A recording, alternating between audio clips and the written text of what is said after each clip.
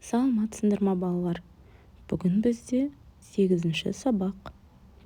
Сабақтың тақырыбы екі лақ. Жаңа сөздер: секіреді, еркелейді, ойнайды. Сөз үсті. Бірінші тапсырма. Тыңда, сұраққа жауап бер.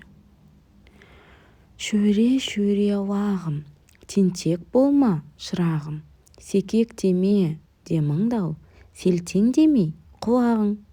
Бұл Әбділда Тәжібаевтың өлеңі екен. Балалар, өлеңдегі лақтың мінезі қандай? Осы сұраққа жауап беріп көрейік.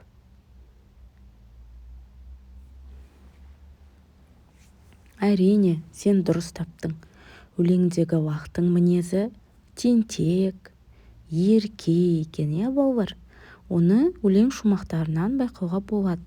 Тентек болма, шырағым дейді, секек деме, деміңді-ау дейді. Яғни лақ үнемі не істейді? Секіріп, ойнап жүреді екен, еркелеп жүреді екен. Сондықтан да секек деме, деміңді ал деп тұр. Селтең демей, құлағың дейді.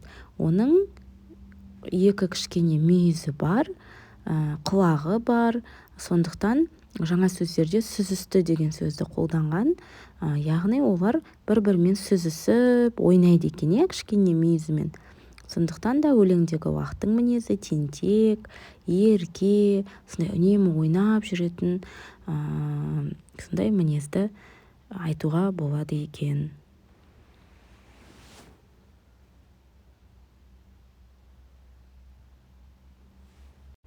Екінші тапсырма. Оқы, сұраққа жауап бер. Досыңа лақ туралы айтып бер. Лақ ешкінің төлі. Ол өте сүйкімді. Ақ, қара лақтар болады. Лақ секіреді, ойнайды. Лақтар енесіне еркелейді. Балалар, мәтін түсінікті болса, сұраққа жауап берейік. Мәтін не туралы? Әрине, мәтін лақ туралы. Лақ ненің төлі? Лақ ешкінің төлі екен. Ол қандай?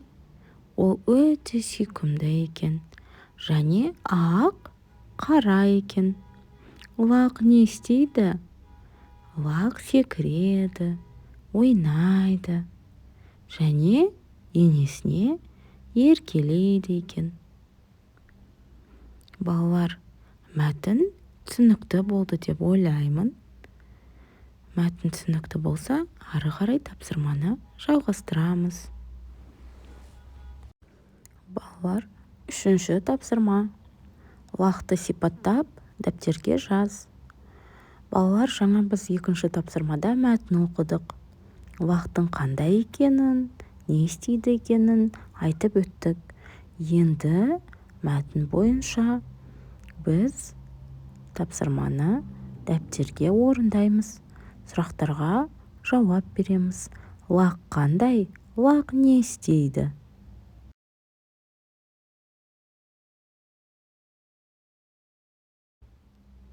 Төртінші тапсырма.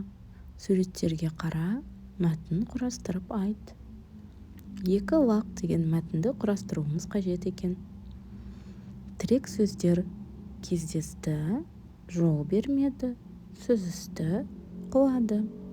Осы сөздерді міндетті түрде қолдануымыз қажет. Олай болса бастайық. Бір күні көпір үстінде ақ лақ пен қара лақ кездесті. Екі лақ өте тентек еді. Екеуі бір-біріне жол бермеді. Ақ лақ бірінші өткісі келді. Қара лақ бірінші өткісі келді. Екеуі бір-біріне жол бермей сүзісе бастады. Екеуі байқамай сүзісіп суға құлады. екі лақ тентектіктерінің арқасында суда қалды. Немесе балалар осы сияқты өзіміз суреттерге қарап, тірек сөздерді қолданып, мәтін құрастырып айтсақ болады. Балалар, бізде осымен сабақ аяқталды. Сабақты жоғалтып алмас үшін каналға тіркеліп, лайк басып, комментарий жазуды ұмытпа. Сау бол!